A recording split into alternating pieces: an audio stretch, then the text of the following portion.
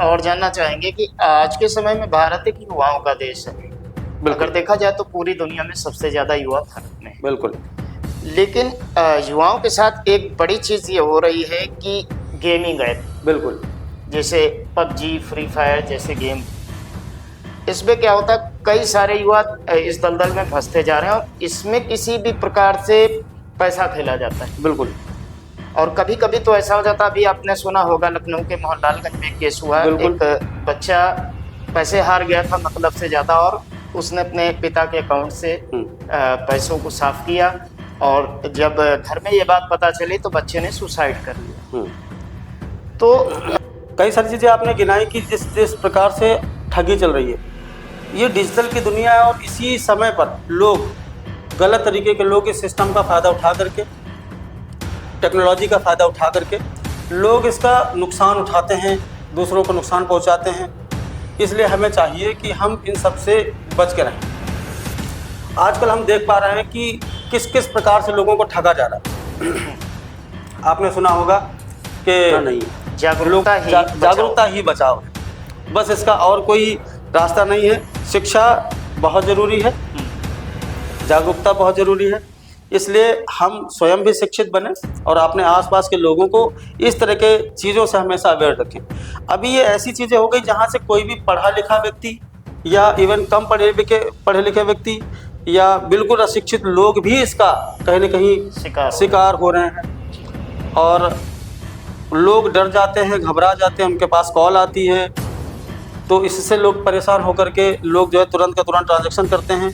हमको कई चीज़ें ध्यान रखनी है। सबसे पहली बात कि मैं फिर से रिपीट करूंगा कि आपके पास कभी भी कोई भी कॉल आए। सर, एक चीज़ और जानना चाहेंगे कि आज के समय में भारत एक युवाओं का देश है। अगर देखा जाए तो पूरी दुनिया में सबसे ज़्यादा युवा भारत में। बिल्कुल। लेकिन युवाओं के साथ एक बड़ी चीज़ ये हो रही है कि गेमिंग ऐप, बिल्कुल, जैसे पबजी, फ्री फायर जैसे गेम, इसमें क्या होता है, कई सारे युवा इस दलदल में फंसते जा रहे हैं और इसमें किसी भी प्रकार से पैसा खेला जाता है। बिल्कुल। और कभी कभी तो ऐसा हो जाता है, अभी आपने सुना होगा लखनऊ के मोहनलालगंज में केस हुआ, एक बच्चा पैसे हार गया था मतलब से ज़्यादा, और उसने अपने पिता के अकाउंट से पैसों को साफ किया, और जब घर में ये बात पता चली तो बच्चे ने सुसाइड कर लिया। तो कुछ ऐसे गेम्स हैं जिनसे किस तरीके से बच्चों को बचना चाहिए और उनकी आदत कैसे छुड़ाई जाए? सर देखिए, सबसे पहले तो जहाँ पर बच्चों की बात आती है तो उससे पहले एक जिम्मेदारी पेरेंट्स के ऊपर बनती है। जी, ये जिम्मेदारी पेरेंट्स को पहले लेनी होगी। पेरेंट्स अपने बच्चों को बहुत प्यार करें, ये बहुत अच्छा है, लेकिन प्यार में वो इतना ज़्यादा भी प्यार न करने लग जाएं कि अपने बैंक की उनके यूपीआई पिन तक उनको बता दें, उस मोबाइल को यूज़ करने की उनको परमिशन दे दें जिस मोबाइल में अपने बैंकिंग ट्रांजैक्शंस करते हैं वो यूज़ करने को बच्चों को ना दें, इससे वो बचे। बच्चों को प्यार करना बहुत अच्छी बात है, पर मैंने कहा ना कि बच्चों को आप अपने बैंक का अगर यूपीआई आईडी या पिन जब बताएंगे ना फैमिली में, अपने कलीग्स को, अपने फ्रेंड्स को ये बात ज़रूर बताएं। जितने भी लोग मोबाइल फ़ोन का इस्तेमाल करते हैं, खासकर वो लोग जो लोग बैंकिंग ट्रांजैक्शंस भी मोबाइल से करते हैं, वो लोग अपने फ़ोन को 24 घंटे में कम से कम 2 बार स्विच ऑफ ज़रूर करें, कुछ मिनट्स के लिए। इससे क्या होगा? इससे ये होगा कि अगर आपके मोबाइल को किसी ने हैक किया हुआ, किसी ने आपके डेटा को चोरी करने की कोशिश कर रहा है, आपके बैंकिंग ट्रांजैक्शन की डिटेल उसके पास जा चुकी है, या किसी एप्लीकेशन के माध्यम से उसके पास आपके मोबाइल की इन्फॉर्मेशन जा चुकी है, तो जब आप अपने मोबाइल को स्विच ऑफ करते हैं, दोबारा जब ऑन करते हैं, तो उससे पहले खोले गए सारे एप्लीकेशंस को ऑटोमेटिकली क्या कर देता है, बंद कर चुका होता है। जो भी कहीं पे कोई भी प्रोग्रामिंग चल रही होगी वो उसको बंद कर देगा। और इसी बीच अगर किसी व्यक्ति ने आपके मोबाइल को हैक करके रखा हुआ है तो उसका कनेक्शन आपके मोबाइल से क्या हो जाता है, टूट जाता है। फिर उसको दोबारा उतनी ही मेहनत करनी पड़ेगी आपके डिवाइस के साथ कनेक्शन करने के लिए।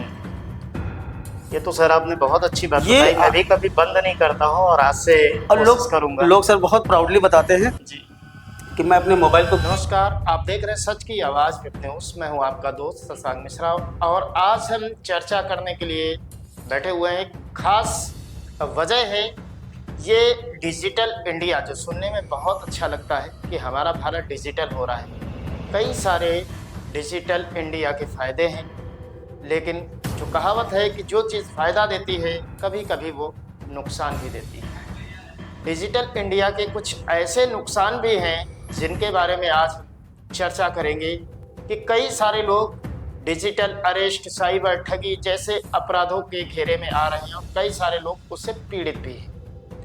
इन तमाम सवालों के जवाब देने के लिए आज हमारे साथ मौजूद हैं डॉक्टर ज्ञानेंद्र कुमार जी, जिनको ऑनलाइन के मामले में काफ़ी अच्छा नॉलेज है और लोगों को बहुत अच्छी जानकारी भी देते हैं। ज्ञानेंद्र जी, बहुत बहुत स्वागत है आपका। सत्संग भाई, थैंक यू सो मच, बहुत बहुत धन्यवाद आपका। आज हम सर बात करने वाले हैं डिजिटल इंडिया, जो सुनने में बहुत अच्छा लगता है, गर्व की अनुभूति होती है कि हम ऐसे युग में आ गए जहाँ पर विदेशों में पहले हम सबको सुना करते थे कि ये डिजिटल हो गया, वो डिजिटल हो गया, सारे कार्य डिजिटल हो गए, लेकिन वर्तमान समय में डिजिटल इंडिया शब्द बहुत ज़्यादा प्रचलित है। लेकिन जितने फायदे हैं डिजिटल इंडिया के कि एक क्लिक में हम यहाँ से बैठे बैठे सारे कार्य ऑनलाइन कर लेते हैं, ये तो फ़ायदा हो गया। लेकिन कुछ सालों में साइबर क्राइम जैसी चीज़ें, साइबर ठगी, ऑनलाइन ठगी और वीडियो कॉलिंग के द्वारा ठगी, वीडियो गेमिंग के द्वारा ठगी, कई सारे ऐसे काम सामने आए निकल कर जिनसे लोग काफ़ी संख्या में पीड़ित भी हुए और यहाँ तक इतना ज़्यादा पीड़ित हुए उनसे बचने के लिए कई लोगों ने सुसाइड तक कर लिया।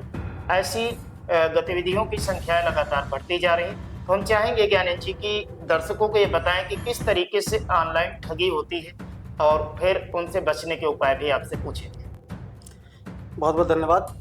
जैसा कि आपने बहुत सारी चीज़ें पहले से ही बताई हैं और ये हम बहुत सालों से सुनते चले आए हैं कि जैसे जैसे विज्ञान में नए नए आविष्कार होते हैं उसके बहुत सारे फ़ायदे मिलते हैं जनता को, उसके बहुत सारे नुकसान भी।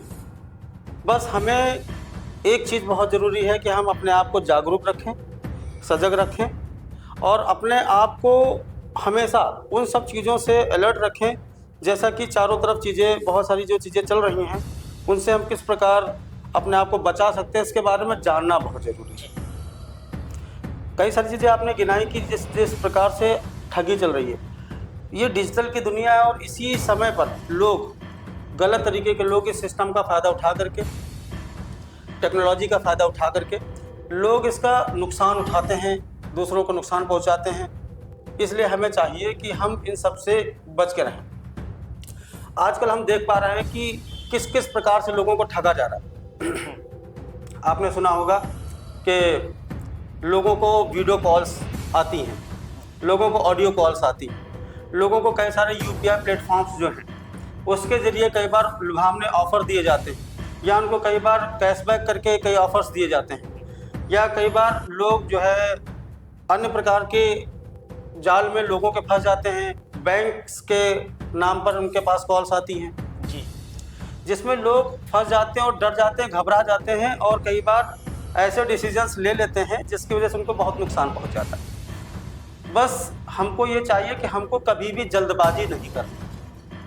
अगर आपके पास कभी कोई कॉल आती है, कभी वीडियो कॉल, ऑडियो कॉल आती है और आपको किस डराने या धमकाने की कोशिश की जाती है किसी तरह से कि आपका बैंक अकाउंट बंद कर दिया जाएगा जी, आपका ATM बंद कर दिया जाएगा, आपने फला कोई एक्टिविटी की है जिसकी वजह से आपके साथ में कोई एक्शन, लीगल एक्शन लिया जा सकता है, तो आपको उस समय बिल्कुल डरना या घबराना नहीं, शांत रहना है और ये समझना है कि अगर कहीं से कोई नुकसान हो रहा है या हुआ है तो वो तो जो अगर हो रहा है तो वो हो ही जाएगा, या हो चुका है उसको आप तुरंत रोक नहीं सकते। तो जो भी संबंधित आपकी शाखा है, बैंक की अगर आप बात कर रहे हैं तो आप बैंक उस दिन नहीं जा पा रहे तो अगले दिन बैंक जाएं, वहाँ जा करके अपने जिस तरह की आपके बारे में बताया गया, क्या उस तरह की कोई आपके खाते से एक्टिविटी की गई है, आप उसकी जानकारी ले सकते हैं। कभी अगर आपसे ये कहा जाए कि आपके पास एक OTP आ रहा है, तुरंत बता दीजिए, आपका ATM ब्लॉक हो जाएगा, नहीं तो तुरंत आपका अकाउंट एक्टिव करना है कि नहीं करना है, आपको कभी भी OTP शेयर नहीं करना है, कभी भी। जी सबसे ज्यादा जो ठगी होती है ये ओटीपी मांगकर होती है। अभी सर इससे ज़्यादा और एडवांस हो चुका है। लोग आपसे ओटीपी नहीं भी मांगेंगे तो उसके बावजूद भी वो ओटीपी हैक कर लेते हैं और आपके अकाउंट से चोरी हो जाती है। उसके पीछे रीज़न क्या है? हम लोग जाने अनजाने अपने डिवाइसेस को, अपने मोबाइल को, लैपटॉप को अलग अलग जगहों पर वाईफाई से, स्पॉट से कनेक्ट कर लेते हैं। जी कभी कभी हम अपने अकाउंट के लॉगिन दूसरी जगह पर जाकर के, दूसरे अनसिक्योर इंटरनेट के जरिए जाकर के या दूसरे डिवाइसेस में लॉगिन कर लेते हैं और हम लोग लॉग आउट करके भूल जाते हैं और ध्यान नहीं दिया। हमें लगा कि हमने तो वहाँ से लॉग आउट कर दिया, पर वो आपका डेटा एक्सेस कर लेता है, जिसकी वजह से आपके मोबाइल को ही पूरा का पूरा वो हैक कर लेता है।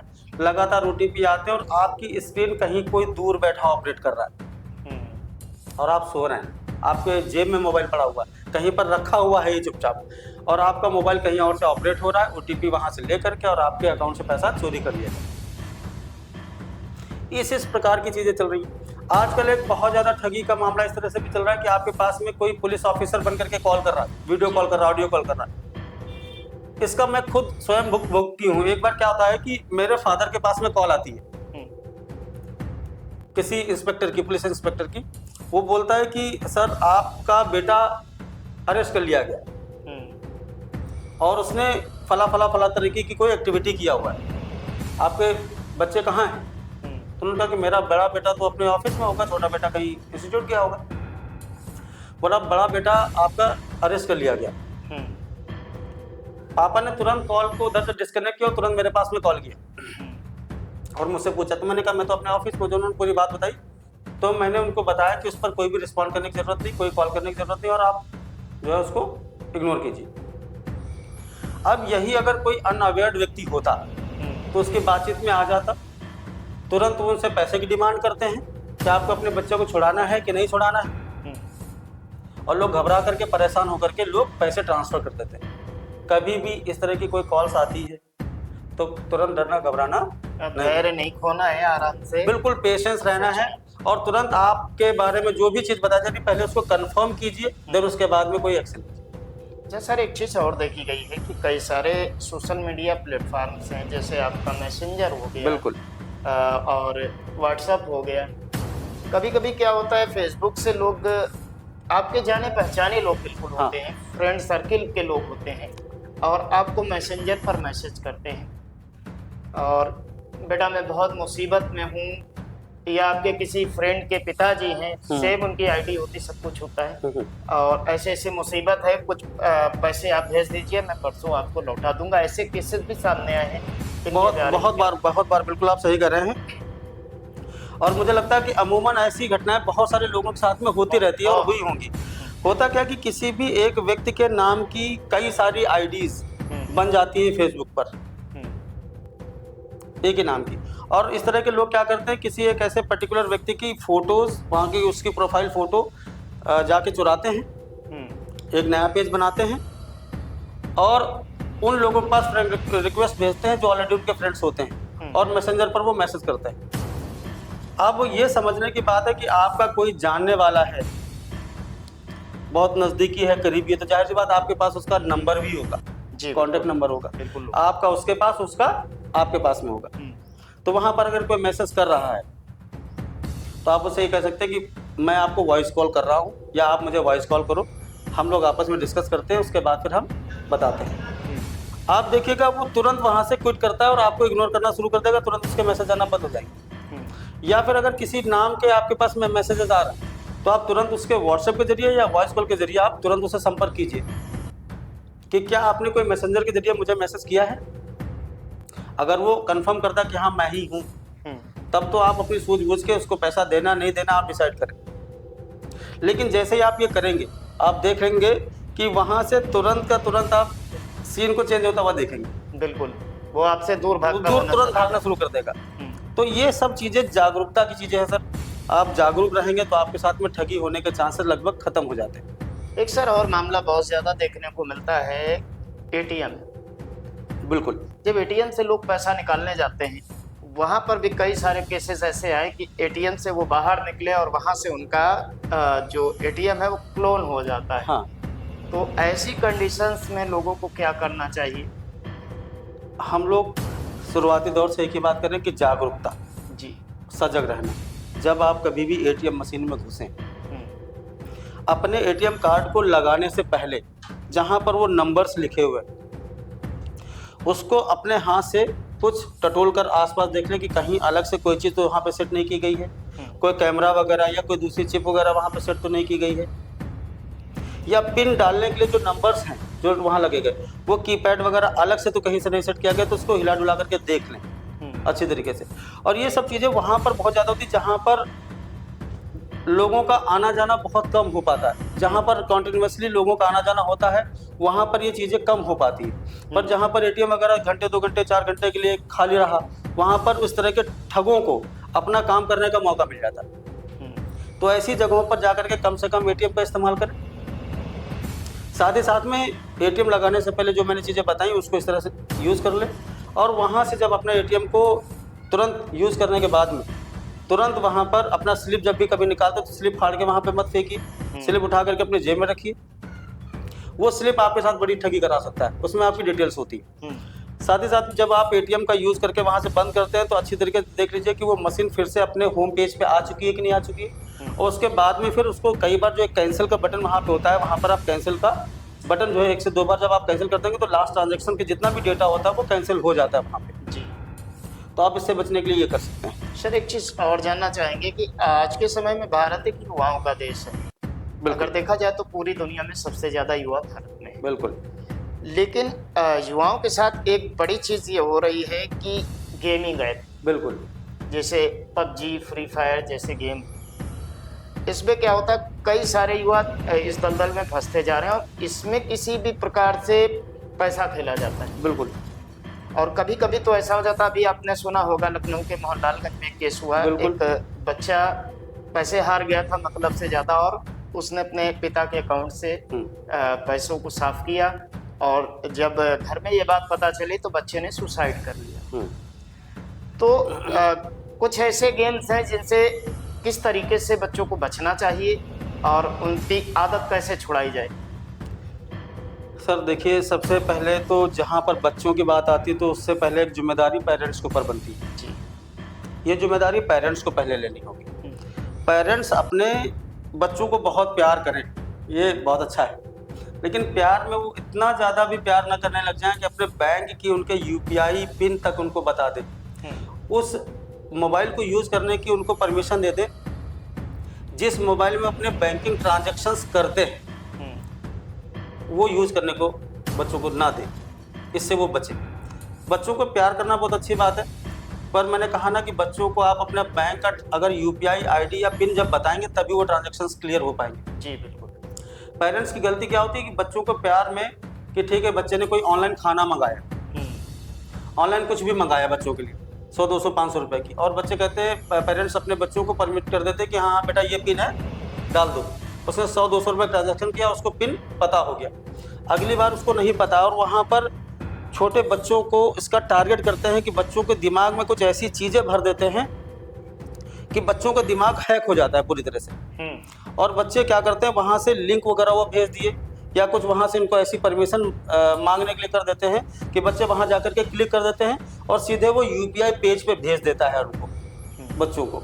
और वहाँ पर आप ये क्लिक कीजिए, यहाँ पे क्लिक कीजिए, यहाँ पे क्लिक कीजिए, और बच्चे क्लिक करते हैं और उसके बाद क्या होता है कि वो सीधे यूपीआई के जरिए पैसा आपके अकाउंट से गायब कर देते हैं। तो यहाँ पर भी एक बात आती है कि बच्चों के साथ कभी भी अपने बैंक ट्रांजैक्शंस के जो भी पिन हैं वो कभी शेयर ना करें। कोशिश करें कि बच्चों को वो फ़ोन कभी इस्तेमाल करने के लिए ना दें जिससे आप बैंकिंग ट्रांजैक्शंस करते हैं, और साथ ही साथ बच्चों को कम से कम फ़ोन इस्तेमाल ना करें इसके लिए उनको मोटिवेट करें, उनको कॉपी किताब की तरफ मोटिवेट करने के लिए खुद भी बुक्स पढ़ें, कुछ भी प्रिंट मीडिया की तरफ अपने आप को लेके जाएं, न्यूज़पेपर, मैगजीन्स, बुक्स, ये सब खुद भी पढ़ने की आदत डालें ताकि बच्चे आपको देख करके वो चीज़ें सीखें और बच्चों की आदत पड़े पढ़ने की, ना कि बुक्स में आपके मोबाइल में बहुत ज़्यादा समय। कभी ऐसा होता है आजकल बच्चे बहाना भी बना लेते हैं कि फ़ोन से पढ़ाई करनी है ऑनलाइन, उसके चक्कर में भी ऐसा शुरू हो जाते। तो ऐसी कंडीशंस में गार्जियंस को क्या उन पर नजर रखनी चाहिए, बच्चा क्या देख रहा है क्या नहीं देख रहा है? बिल्कुल बिल्कुल आप बच्चों के ऊपर नज़र रख सकते हैं। और डिजिटल की हम बात करें तो डिजिटल सिस्टम में भी कुछ ऐसे एप्लीकेशंस आ गए हैं कि आप चाहे जहां किसी पर भी बैठे हो और आपका बच्चा फ़ोन में क्या इस्तेमाल कर रहा है आप अपने फ़ोन के जरिए पता कर सकते हैं। ऐसे एप्लीकेशंस आते हैं कि जो बच्चों के मोबाइल के साथ में कनेक्ट हो जाएगा, उन्होंने कितने घंटे का समय या कितने मिनट का समय किस एप्लीकेशन पे बिताया है वो आप अपने मोबाइल के जरिए देख सकते हैं। वो पढ़ रहे हैं या गेम्स कर रहे हैं या अपने फ्रेंड्स के साथ में गॉसिप्स कर रहे हैं, सारी चीज़ें आप पता कर सकते हैं। और उससे अच्छी चीज़ एक और है जी कि आप अपने ही फ़ोन से उन बच्चों के उन सारे गेमिंग ऐप पर, उन तमाम सारी अननेसेसरी एक्टिविटीज़ पर लगाम लगा सकते हैं अपने फ़ोन से। उनको आप बैन कर सकते हैं, उनको जो है ब्लॉक कर सकते हैं, वो बच्चे दोबारा कभी उसका इस्तेमाल कर ही नहीं पाएंगे। ऐसे कई सारे एप्लीकेशंस आपके स्टोर्स में कई अलग अलग जगहों पर अवेलेबल हैं, आप उसका इस्तेमाल करें। और बच्चों के ऊपर कोशिश करें कि लगातार नज़र रखें। अगर नज़र रखना पॉसिबल नहीं है तो इस डिजिटल सिस्टम का इस्तेमाल करके आप बच्चों के ऊपर नज़र रख सकते हैं और उनको कंट्रोल कर सकते हैं। सर, क्या लगता है कि ये जो डिजिटल इंडिया हुआ है, डिजिटल डिवाइसेस हैं, व्यक्ति की ज़िंदगी को इन्होंने आसान बनाया है या फिर अनदेखे खतरों की तरफ उनको मोड़ दिया है? जितना भी डिवाइसेस हैं, अगर कोई भी व्यक्ति उसका अपने फ़ायदे के लिए इस्तेमाल करना चाहता है, अपनी ज़रूरत के लिए इस्तेमाल करना चाहता है और उन ज़रूरतों को वो डिसाइड कर ले कि इसकी मुझे ज़रूरत क्या क्या है, कहाँ कहाँ है, उस हिसाब से अगर वो इस्तेमाल करे तो उसके लिए फ़ायदेमंद है। लेकिन इंटरनेट एक ऐसा जाल है, एक ऐसी दुनिया है कि जहाँ पर आप जो चीज़ें सर्च करना शुरू कर देंगे, जिस तरह की चीज़ों में आप समय बिताना शुरू कर देंगे, वैसी चीज़ें ऑटोमेटिकली आपकी स्क्रीन पर आना शुरू हो जाती हैं। अब आपको डिसाइड करना है कि आपकी ज़रूरत की चीज़ क्या है, आपको देखना क्या है। ये आपको पहले से अपनी ज़रूरतों को, अपनी इम्पोर्टेंस को सेट करना पड़ेगा। अगर ये मोबाइल हमारे लिए बहुत फ़ायदेमंद है, आप देश दुनिया के किसी कोने में बैठे हुए व्यक्ति से तुरंत के तुरंत संपर्क कर सकते हैं। किसी भी प्रकार का अगर ऑनलाइन हम बात करें पैसे के लेन देन को, वो आप तुरंत के तुरंत कर सकते हैं। आप किसी के डॉक्यूमेंट्स या इन्फॉर्मेशन की जानकारी चाहते हैं, तुरंत लेना देना कर सकते हैं। लेकिन वहीं पर आपको ये भी समझना है कि आपकी जानकारी भी इसी मोबाइल में है। उसके लिए आप सजग रहें, अलर्ट रहें कि आपकी जानकारी कहीं दूसरा कोई व्यक्ति चुरा ना ले। और मैं आपको एक चीज़ बहुत अच्छी बताता हूँ सभी लोगों को, और मैं चाहूँगा कि इस वीडियो को जितने भी लोग देख रहे हैं वो ज़्यादा से ज़्यादा लोगों को शेयर करें। अपने फैमिली में, अपने कलीग्स को, अपने फ्रेंड्स को ये बात ज़रूर बताएं। जितने भी लोग मोबाइल फ़ोन का इस्तेमाल करते हैं, खासकर वो लोग जो लोग बैंकिंग ट्रांजैक्शंस भी मोबाइल से करते हैं, वो लोग अपने फ़ोन को 24 घंटे में कम से कम 2 बार स्विच ऑफ ज़रूर करें, कुछ मिनट्स के लिए। जी इससे क्या होगा? इससे ये होगा कि अगर आपके मोबाइल को किसी ने हैक किया हुआ, किसी ने आपके डेटा को चोरी करने की कोशिश कर रहा है, आपके बैंकिंग ट्रांजैक्शन की डिटेल उसके पास जा चुकी है या किसी एप्लीकेशन के माध्यम से उसके पास आपके मोबाइल की इन्फॉर्मेशन जा चुकी है, तो जब आप अपने मोबाइल को स्विच ऑफ करते हैं, दोबारा जब ऑन करते हैं, तो उससे पहले खोले गए सारे एप्लीकेशंस को ऑटोमेटिकली क्या कर देता है? बंद कर चुका होता है। जो भी कहीं पे कोई भी प्रोग्रामिंग चल रही होगी वो उसको बंद कर देगा। और इसी बीच अगर किसी व्यक्ति ने आपके मोबाइल को हैक करके रखा हुआ है तो उसका कनेक्शन आपके मोबाइल से क्या हो जाता है? टूट जाता है। फिर उसको दोबारा उतनी ही मेहनत करनी पड़ेगी आपके डिवाइस के साथ कनेक्शन करने के लिए।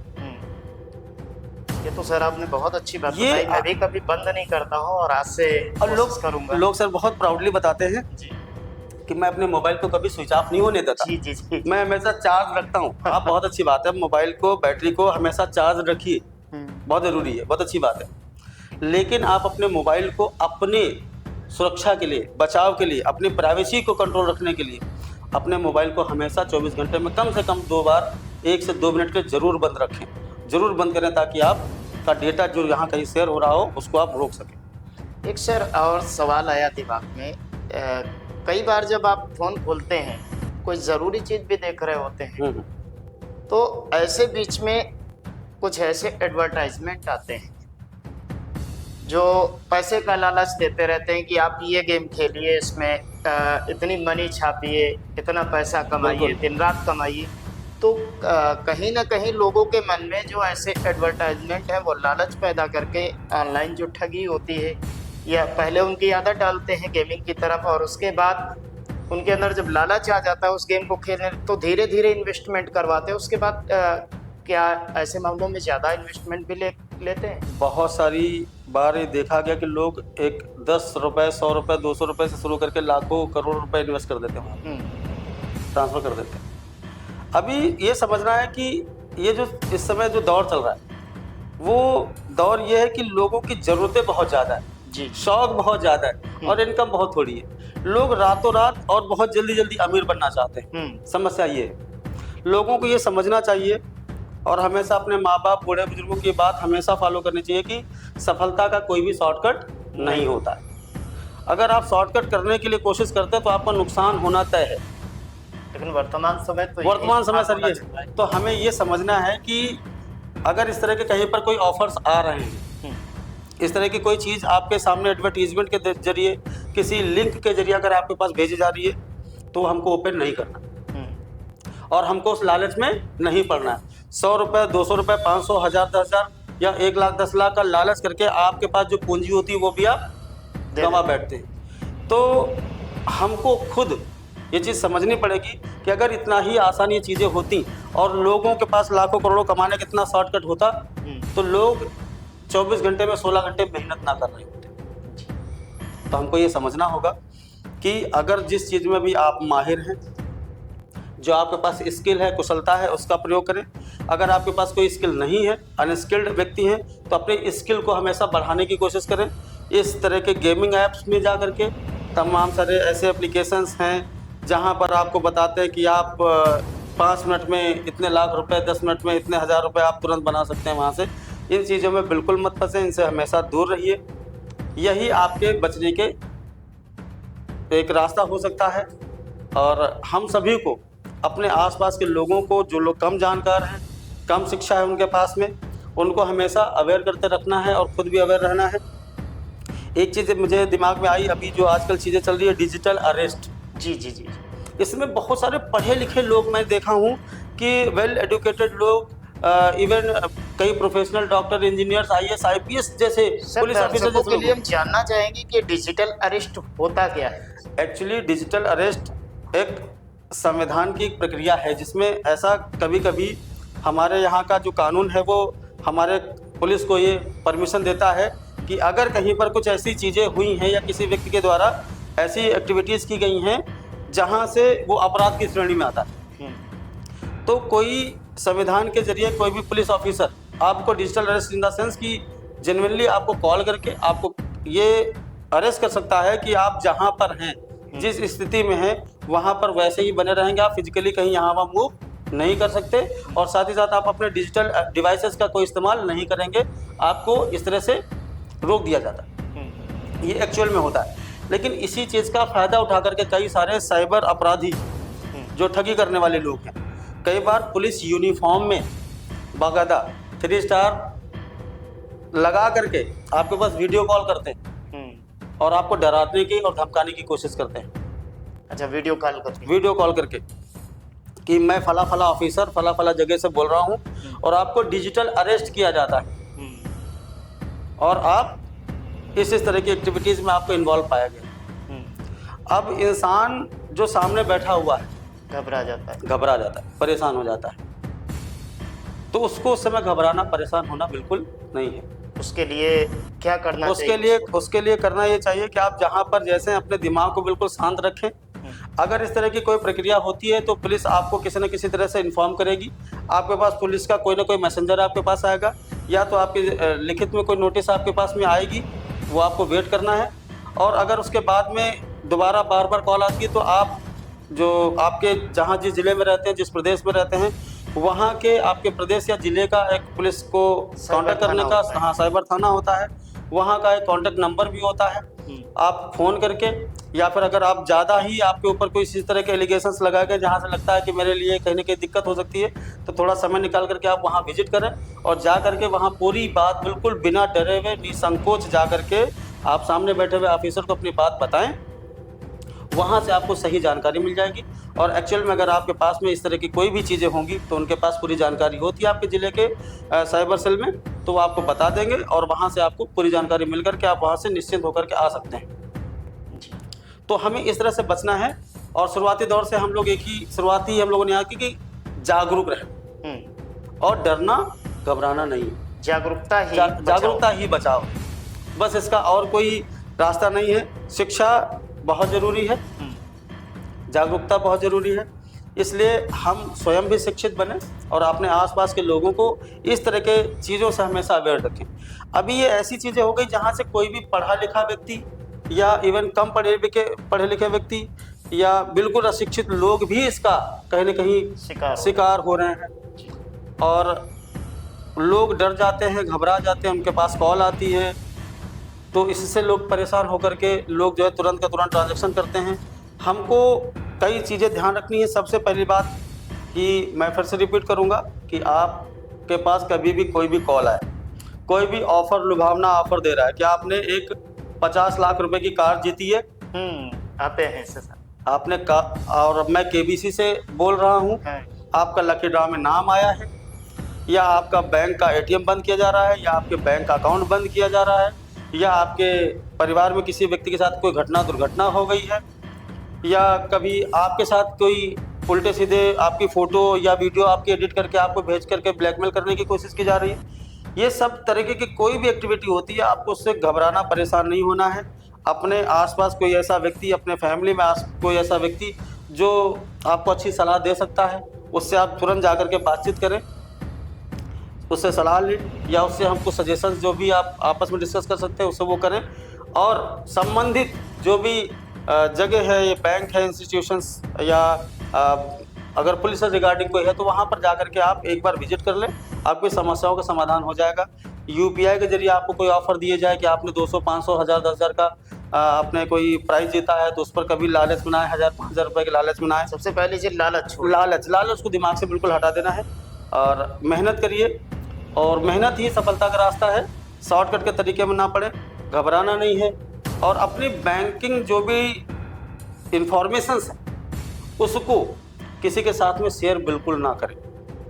सर चलते चलते एक बात पर और हम पहुंचते हैं, जब डिजिटल युग की बात हो रही है तो आजकल एक बहुत बड़ी चीज़ निकलकर सामने आई है हाल में, आर्टिफिशियल इंटेलिजेंस। बिल्कुल आर्टिफिशियल इंटेलिजेंस का प्रयोग इस समय बहुत धड़ल्ले से हो रहा है और जो व्यक्ति उसके बारे में जानता है वो भी कर रहा है और जो नहीं जानता है वो आस पड़ोस से जानकारी लेके कर रहा है, बिना जानकारी के भी उसको प्रयोग करने की कोशिश कर रहा है।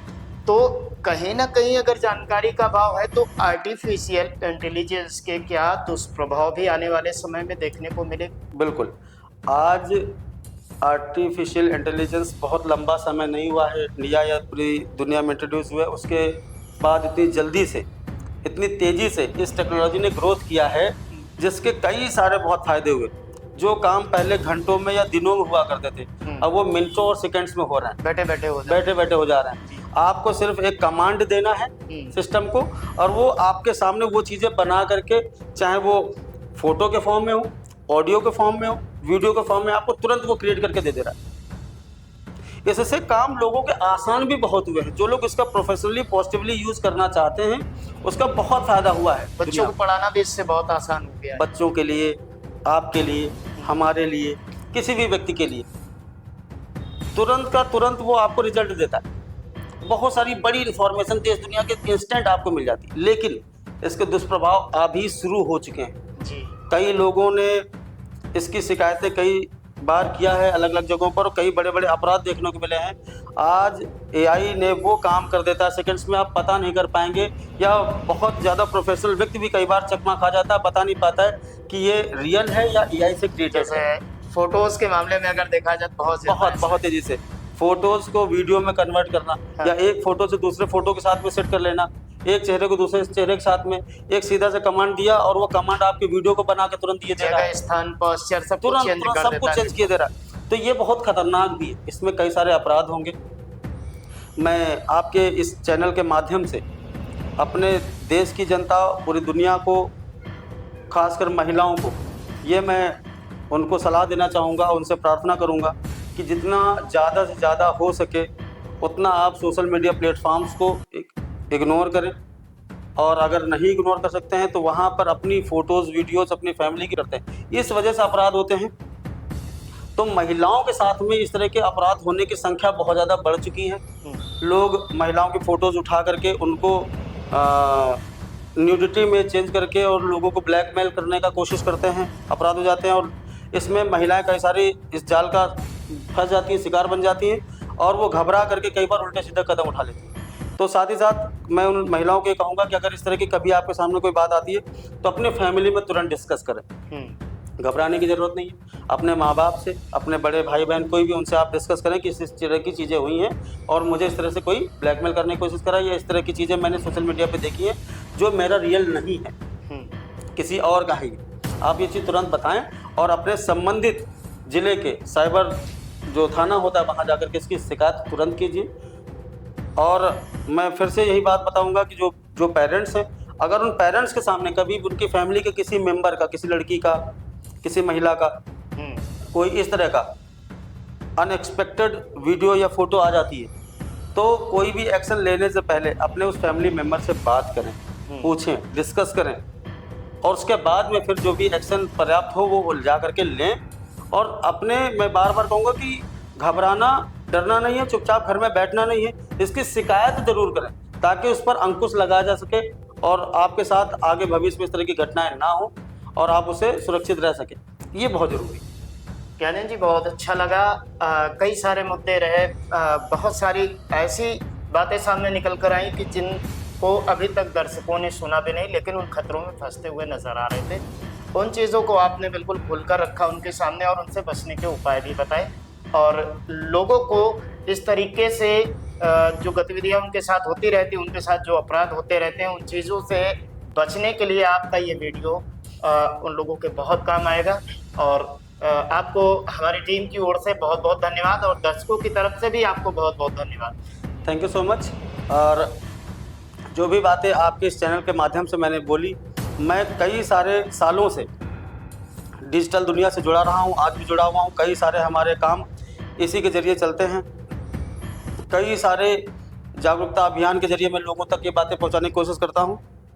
और आपके इस चैनल के माध्यम से आप सभी के पूरे टीम को और सारी ऑडियंस को मैं बहुत बहुत धन्यवाद, थैंक यू कहना चाहूँगा। बहुत बहुत आभार, थैंक यू सो मच।